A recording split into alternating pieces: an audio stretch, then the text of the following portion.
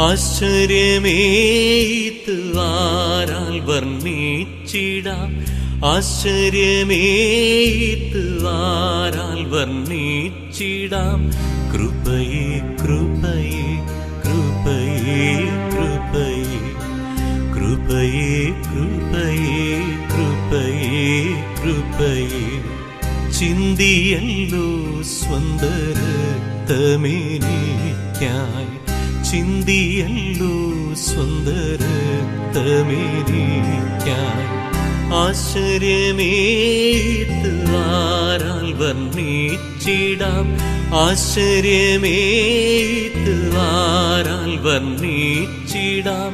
കൃപയേ കൃപയേ കൃപയേ കൃപയേ കൃപയേ കൃപയേ കൃപയേ കൃപയേ. ഇപ്പോൾ നാം ശ്രവിച്ചുകൊണ്ടിരിക്കുന്നത് morning voice എന്ന ആത്മീയ ശുശ്രൂഷയാണ്. ഇന്ന് ദൈവവചനത്തിൽ നിന്നും കർത്താവിൻ്റെ ദാസൻ ഡേവിഡ് പി ഐസക് ഗുജറാത്ത് ധ്യാന ചിന്തകൾ പങ്കുവയ്ക്കുന്നു. ദൈവനാമം മഹത്വപ്പെടുമാറാകട്ടെ. മോർണിംഗ് വോയിസിലൂടെ ഞങ്ങളെ ശ്രദ്ധിക്കുന്ന എല്ലാ ദൈവമക്കൾക്കും കർത്താവിൻ്റെ രക്ഷിതാവുമായ ക്രിസ്തുയേശുവിൻ്റെ വിലയേറിയ നാമത്തിൽ ഞങ്ങളുടെ പ്രഭാത വന്ദനം അറിയിക്കുകയാണ്. ഇന്ന് ലോകത്തിൻ്റെ വിവിധ ഭാഗത്തിലുള്ള ദൈവജനം കർത്താവിനെ ഓർത്ത് ആരാധിക്കുന്ന ഈ സുദിനത്തിൽ ആരാധനാത്മകമായ ഒരു ചിന്ത നിങ്ങളുമായി പങ്കുവയ്ക്കുവാൻ ആഗ്രഹിക്കുന്നു. അതിനാധാരമായി യോഹന്നാന്റെ സുവിശേഷം 19-ാം അധ്യായം അതിന് 18-ാമത്തെ വാക്യം വായിക്കുന്നത് ശ്രദ്ധിക്കുമല്ലോ. അവിടെ അവർ അവനെയും അവനോടുകൂടെ വേറെ 2 ആടുകളെയും ഒരുത്തനെ അപ്പുറത്തും ഒരുത്തനെ ഇപ്പുറത്തും യേശുവിനെ നടുവിലുമായി ക്രൂശിച്ചു. കർത്താവിൻ്റെ നിഷ്പാപത്തെക്കുറിച്ച് പ്രഖ്യാപിച്ച ശേഷം നിഷ്ക്രിയനായി നിൽക്കുന്ന പിലാത്തോസിനെയാണ് യോഹന്നാന്റെ സുവിശേഷം 19-ാം അധ്യായത്തിൽ നമുക്ക് കാണാൻ കഴിയുന്നത്.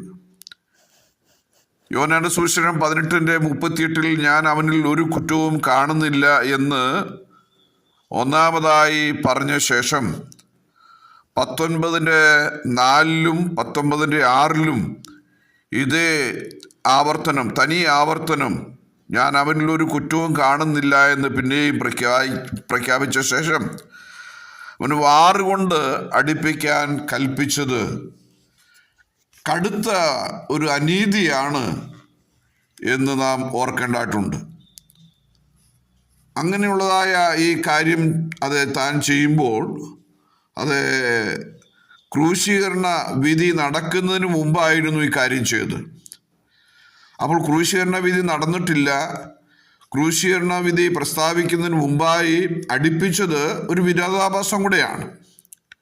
ഇപ്പം യേശുവിനെ ക്രൂശിക്കുക മാത്രമായിരുന്നില്ല, പിന്നെ യഹൂദന്മാരെ പ്രസാദിപ്പിക്കുകയും കൂടെ ആയിരുന്നു ഇവിടെ ചെയ്തത് എന്ന് നമുക്ക് മനസ്സിലാക്കാൻ കഴിയും. യേശുവിനോടുകൂടെ വേറെ 2 പേരെയും കൂടെ ക്രൂശിക്കുകയായിരുന്നു. ഈ ഭാഗം പഠിക്കുന്ന സമയത്ത് യോഹന്നാന്റെ സുവിശേഷം അത് 18-ാം അധ്യായത്തിൽ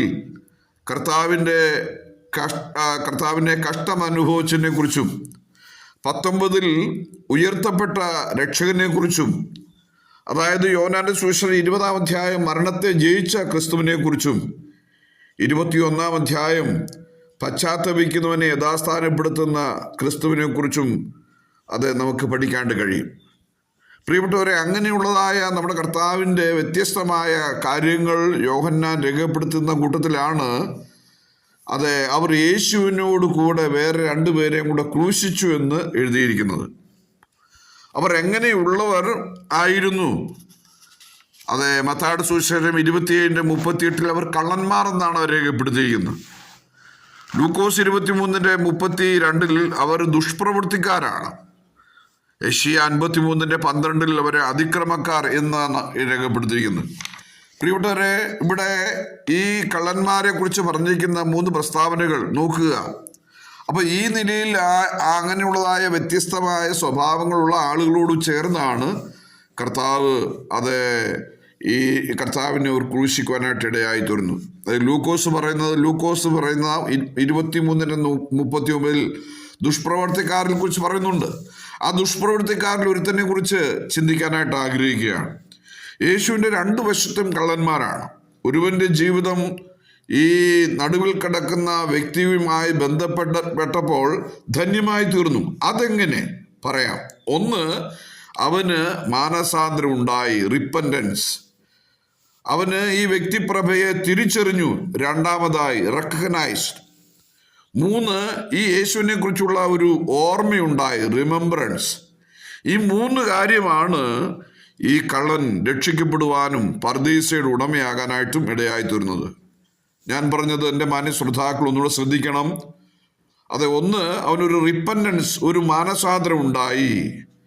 രണ്ട്, അവൻ യേശു ക്രിസ്തുവിനെ തിരിച്ചറിഞ്ഞു, റെക്കഗ്നൈസ് ചെയ്തു. മൂന്ന്, യേശുവിനെ കുറിച്ചുള്ള ഓർമ്മ, റിമെമ്പറൻസ് അവൻ്റെ മനസ്സിലേക്ക് വന്നു.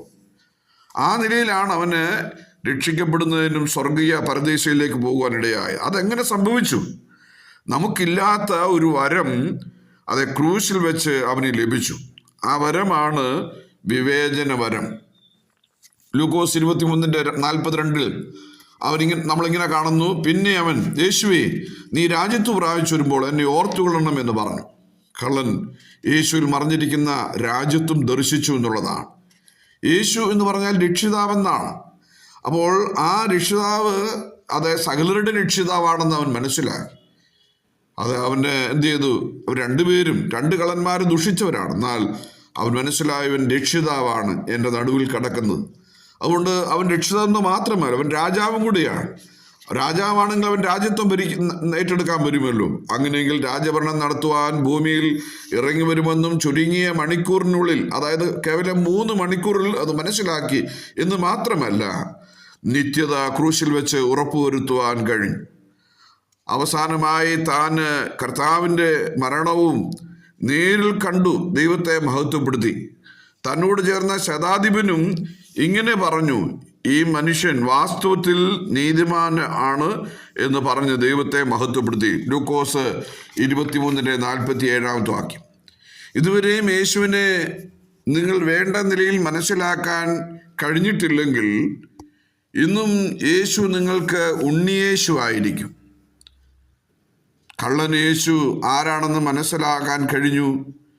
ശതാധിപന് അവൻ നീതിമാനും ആണെന്ന് മനസ്സിലാക്കാൻ കഴിഞ്ഞു.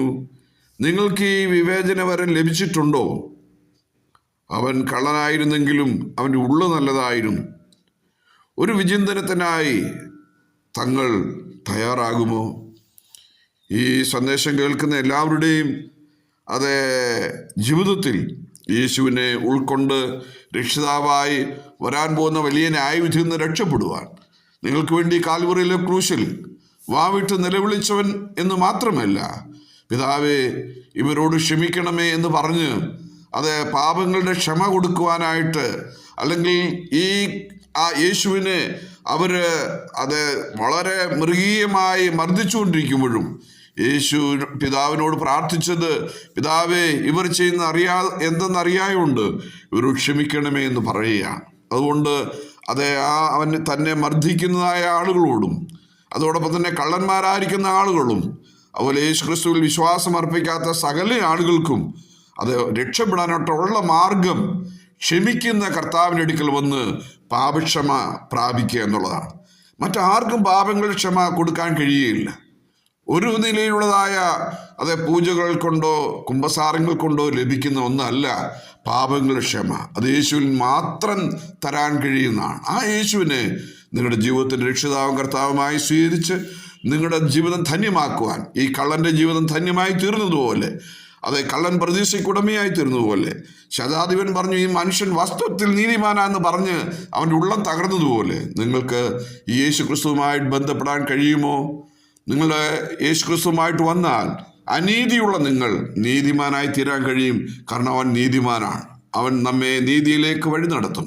ഈ കർത്താവിൻ്റെ അടുക്കലേക്ക് വരുവാൻ അതിനുള്ള ആഹ്വാനം നിങ്ങൾക്ക് ഞങ്ങൾ തരുന്നു.